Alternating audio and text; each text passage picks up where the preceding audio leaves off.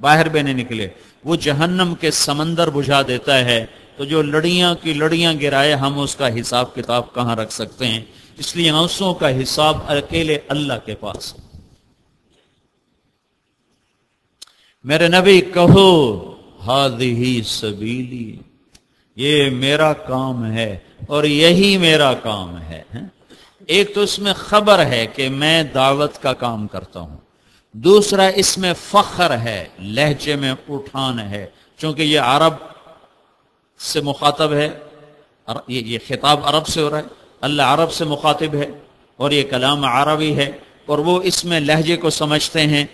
میں اور آپ اردو والے ہیں، پنجابی والے ہیں، پشتو والے ہیں، سندھی والے ہیں، سرائکی والے ہیں، ہم لہجے کو نہیں پکڑ سکتے۔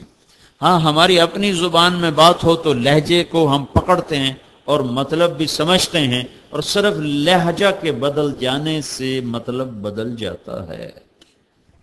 میں آپ سے کہتا ہوں بھائی کیا بات ہے، بھائی کیا بات ہے، ایک ہی لفظ میں نے بولا ہے تو آپ کے ذہن میں آتا ہے کہ مولوی صاحب کوئی بات پوچھ رہے ہیں، پھر میں آپ سے کہتا ہوں بھائی کیا بات ہے، کیا بات ہے، تو اب آپ کبھی نہیں کہو گے ہاں جی کیا پوچھ رہے ہیں، آپ کہو گے؟ آپ یوں کہو گے مولوی صاحب کسی بات پہ حیران ہو رہے ہیں، اور ٹھیک ہے کہ نہیں؟ لفظ تو ایک ہے نا، صرف لہجہ بدلا ہے۔ پھر میں کہتا ہوں کیا بات ہے،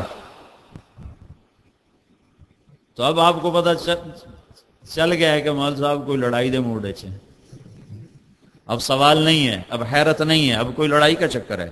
تو لفظ ایک ہے کیا بات ہے، لیکن جب اس کو میں نے لہجوں کے جامے الگ الگ پہنائے تو ایک لفظ کے تین مطلب ہو گئے۔ جگہ کے بدلنے سے بھی مطلب بدل جاتا ہے اور لہجہ کے بدلنے سے بھی مطلب بدل جاتا ہے۔ پانی دینا، اب دیکھو اس نے مجھے گلاس میں دیا ہے، یہ مجھے لوٹے میں دے سکتا ہے یہاں؟ کیوں ہے؟ اگر یہی میں وہ باتھ روم کے دروازے پر کہوں بھائی پانی دینا، تو یہ گلاس میں لائے گا؟ کس میں لائے گا؟ لوٹے میں لائے گا۔ اگر میں نے تولیہ کندھے پہ لٹکایا ہو اور نہانے کی شکل بنائی ہو، میں سے کہوں بھائی پانی دینا، تو اب یہ لوٹے میں لائے گا بالٹی میں لائے گا؟ قرآن کہاں اترا یہ بہت زیادہ تاثیر رکھتا ہے اس کو سمجھنے کے لیے۔ اترا کس جگہ، تم نے فٹ کیا کس جگہ؟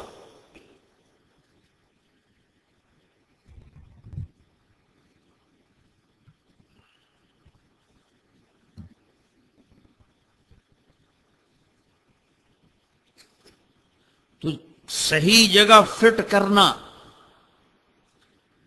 چونکہ جس جگہ اترا ہے اس کے ساتھ اس کی بہت بڑی مناسبت ہے، اس کو سمجھنا پڑے گا، کہ جس لہجے میں ہے وہ لہجہ سمجھنا پڑے گا۔ ہذہ سبیلی، یہ میرا راستہ ہے، یہی میرا راستہ ہے، یہ اس لہجے میں نہیں ہے، یہ اور لہجے میں ہے، یہ میرا راستہ ہے، یہی میرا راستہ ہے۔ میں اس کی ایک مثال دیتا ہوں جس سے بات واضح ہوتی۔ ایک لڑکے کے پاس سائیکل ہے، وہ اپنے ہاسٹل سے سائیکل پر جاتا ہے کلاس روم تک۔ ایک لڑکے کے پاس گاڑی ہے، وہ اپنی گاڑی پہ جاتا ہے کلاس روم اٹینڈ کرنے کے لیے۔ تو گاڑی والا کہتا ہے یہ میری گاڑی ہے، سائیکل کہہ رہا تھا بس اپنی ہے، اپنی ہے۔ اس کے لہجے میں مسکنت۔ کبھی سائیکل والے کو سنا ہے میرا سائیکل ہے، سائیکل سنا؟ کیونکہ اس کو پتا ہے کہ سائیکل ایک متوازی سواری ہے، لہذا وہ یہ نہیں کہہ سکتا میرا سائیکل ہے، سائیکل۔ گاڑی ضرورت کی چیز ہے، جتنی بڑی ہوتی جاتی اتنا اس میں فخر شامل ہوتا جاتا ہے۔ گھر ضرورت کی چیز ہے، جتنا بڑا ہوتا جاتا اس میں فخر شامل ہوتا جاتا ہے۔ کہتا ہے یہ میرا گھر ہے، یہ میری گاڑی ہے، یہ میرا فارم ہے۔ کہتا میں چپڑاسی ہوں جی، میں جی نائب قاصد، میں ڈاکٹر ہوں، ڈاکٹر۔ میں جب رائمنڈ پڑھتا تھا نا تو کبھی کبھی اپنے دوستوں کو ملنے گورنمنٹ کالج لاہور چلا جاتا تھا۔ وہ نیو ہاسٹل سے نکل کے آ گئے، جو اقبال ہاسٹل سے نکل کے آ گیا نیو ہاسٹل میں، اقبال ہاسٹل اندر ہوتا تھا، تو وہ میرا بیچ سارا وہاں سے نکلا اور آ گیا نیو ہاسٹل میں، میں رائمنڈ چلا گیا۔ تو کبھی کبھی میں ملنے نیو ہاسٹل چلا جاتا، پرانے سارے دوست اکٹھے ہو جاتے تھے، کوئی بات شروع ہو جاتی تھی۔ تو ایک ہمارا دوست تھا ظہیر اس کا نام، وہ اس کی میری آخری ملاقات ہے، اس کے بعد آج تک میں اس کو نہیں ملا، پتہ نہیں کہاں ہے، زندہ ہے کہ مر گیا۔ وہ اس وقت میڈیکل کے 3rd ایئر میں تھا کنگ ایڈورڈ یونیورسٹی میں رائمنڈ میں تھا۔ تو وہ نیو ہاسٹل کے اندر ہی ٹک شاپ تھی، تو گرمیوں کے دن تھے، باہر ہم سار میں آیا تو انہوں نے میرا اکرام کیا تھا، کوئی سموسے کوئی پکوڑے کوئی ایسا چل رہا تھا۔ تو جو ظہیر تھا وہ یوں ایسے کرسی کا ٹیک لگا کے یوں بیٹھا تھا ایسے کرتے، تو اس نے گرے رنگ کا سوٹ پہنا ہوا تھا، ٹائی لگائی ہوئی تھی نیلے سے رنگ کی۔ تو مجھ سے کہتا ہے کیا کرتے ہو؟ میں نے کہا میں مدرسے میں پڑھ رہا ہوں پرائمری۔ تو وہ ایک دم غصے میں کہنے گا روٹی کہاں سے کھاؤ گے، روٹی کہاں سے کھاؤ گے؟ محبت میں کہہ رہا تھا بھائی تو مولوی بن گیا، اللہ بندہ مولوی نے تو پوچھ ہی کوئی نہیں، یہ مطلب تھا اس کا، روٹی کہاں سے کھاؤ گے؟ اب وہ ایسے بیٹھا تھا۔ میں نے کہا تو کہاں سے کھائے گا؟ تو مجھے دیکھنے سے میں ڈاکٹر بن رہا ہوں، میں پیشاب ٹیسٹ کر کے روٹی کھا لینی ہے۔ واہ واہ، ڈاکٹر صاحب دی شان ویکھو، موتر ٹیسٹ کیتی جاندی، پیتھالوجسٹ ہے، دوائیاں سونگ سونگ کے بنائی جاندہ فارماکالوجسٹ ہے، میں ڈاکٹر بن رہا ہوں۔ ظہیر نام تھا اس کا، پتہ نہیں کتنے جیندہ مر گیا۔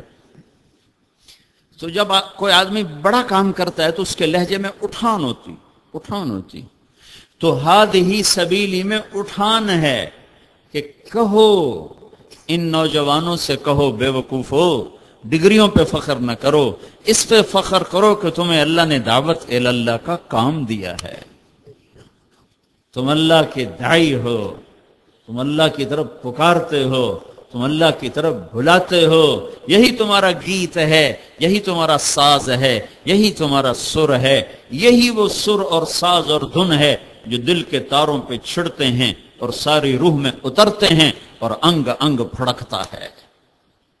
یہ کوئی فلسفہ نہیں ہے، یہ کوئی ڈنڈا نہیں ہے کہ تم کو ہاں جی ہم تمہیں سیدھا کریں گے، یہ اندر سے بات اٹھتی ہے۔ جب دل اللہ پہ فدا ہوتا ہے تو ہر شے قربان ہو جاتی ہے۔ تو قل ہذہ سبیلی، کہو یہ میرا راستہ ہے۔ واہ واہ، سارے ڈاکٹر نیمے پہ گئے، سارے انجینئر نیمے پہ گئے، سارے تاجر ملوں والے فیکٹریوں والے سب سب سب سب سب یوں بونے بن گئے، بونے اللہ کی قدر۔ ہاں، تکبر سے بچانے کے لیے آگے آ رہا ہے کہ پہلے اللہ تعالیٰ وہ لے گیا آسمانوں پر، پھر میرے آپ کے دین میں رہ کر بھی آدمی برباد ہو جاتا ہے جب دین کے تکبر کا شکار ہو جاتا ہے۔ دین کے تکبر کے شکار کی علامت کیا ہے؟ جو اوروں کی کمیاں پکڑتا پھرے وہ سمجھ لے کہ اس کے اندر اپنی نیکی کا تکبر موجود ہے۔ جو اوروں کے عیب پکڑے اور اس پر کرے تبصرے اور اس پر کرے تنقید اور ان پر کرے ان کی برائی اور کرے غیبت، تو وہ یہ جان لے کہ ٹیسٹ میں آ گیا، یہ پازیٹو ٹیسٹ آ گیا ہے کہ تیرے اندر تکبر کے جراثیم حرکت میں آ چکے ہیں۔ ہر انسان کے اندر جراثیم ہیں بہت سی بیماریوں کے، لیکن وہ بیماری اس وقت آتی ہے، اپنے اثر دکھاتی ہے جب اس کے جراثیم ایکشن میں آ جاتے ہیں۔ ہر انسان کے اندر حسد، تکبر، شرک، ہر ایک کے جراثیم موجود ہیں، لیکن جب وہ حرکت میں آتے ہیں تو پھر وہ وجود پر اس کے مضر اثرات مرتب ہوتے ہیں۔ جو اوروں کے عیب پکڑے، اوروں کی کمیاں پکڑے، اوروں کی کمیاں اچھالے، اوروں کی کمیوں کو مزے لے کر، چسکے لے کر بیان کرے، وہ سمجھ لے کہ تکبر کے جراثیم ایکٹیو ہو چکے ہیں اور رزلٹ پازیٹیو ہو چکا ہے۔ علاج کر ورنہ مر جائے گا، نمازیں پڑھ کے جہنم میں چلا جائے گا، تبلیغ کر کے جہنم میں چلا جائے گا، پگڑیاں باندھ کے جہنم میں چلا جائے گا، اور تہجد پڑھ کے جہنم میں چلا جائے گا۔ کہ شرابی زانی بھی اللہ کی نظروں میں اتنا نہیں گرا ہوا ہوتا جتنا نیکی پہ تکبر کرنے والا اللہ کی نظر میں گرا ہوا ہوتا ہے۔